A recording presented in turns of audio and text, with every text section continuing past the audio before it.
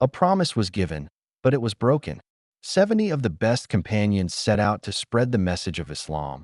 But what happened at Bi'ar Mayuna became one of the most painful tragedies in early Islamic history.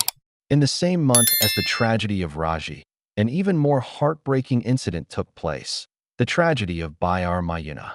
A man named Abu Bara, Amir bin Malik, known for his bravery, came to Medina and met the Prophet Muhammad.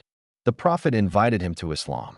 Abu Bara did not accept Islam, but he also did not oppose it. Instead, he made a request. He said, "O Messenger of Allah, if you send your companions to the people of Najd to them to Islam, I hope they will accept your message." The Prophet replied with concern, "I fear for my companions from the people of Najd." But Abu Bara assured him, "They will be under my protection." Trusting his word, the Prophet sent 70 companions. These were not ordinary men.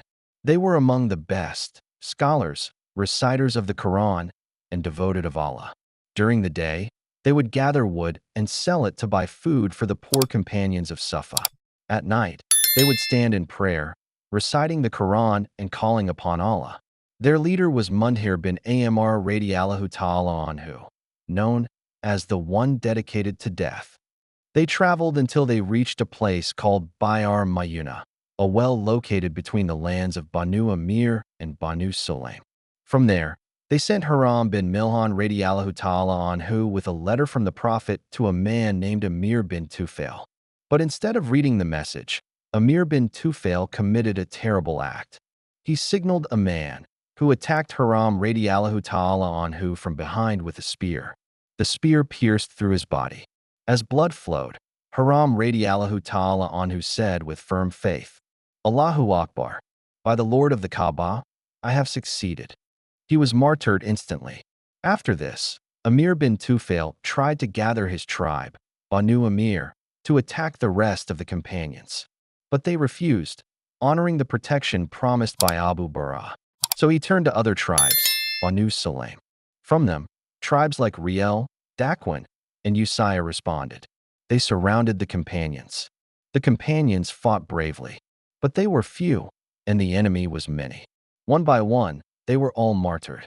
Only one companion, Kabi bin Zayd radiallahu ta'ala anhu, survived, badly wounded.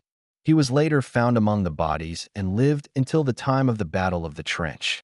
At the same time, two companions, Amr bin Umayyah and Mundhir bin Uqba radiallahu ta'ala anhuma, were away, tending camels. When they returned, they saw birds circling in the sky. They sensed something was wrong and rushed to the place. When they saw what had happened, Mundhir radiallahu ta'ala anhu immediately joined the fight and was martyred. Amr bin Umayyah radiallahu ta'ala anhu was captured, but when they learned that he belonged to the tribe of Madar, Amir bin Tufail released him, using him to fulfill a vow of freeing a slave. Amr radiallahu ta'ala anhu returned to Medina with the heartbreaking news. This tragedy deeply shook the Muslim community. The pain was even greater than Uhud, because the martyrs of Uhud fell in open battle. But these companions were victims of betrayal. When the Prophet Muhammad heard this news, he was deeply grieved. For an entire month, he made dua against the tribes who committed this. Every morning, in the far prayer, he would pray against Riel, Daquin, Lihyan, and Usaya. And he would say, "They disobeyed Allah and His Messenger." The tragedy of Bi'ar Mayuna teaches us a powerful lesson. Faith is not just in words, it is proven in sacrifice. And even in betrayal, the companions remained true, loyal, and victorious in the sight of Allah.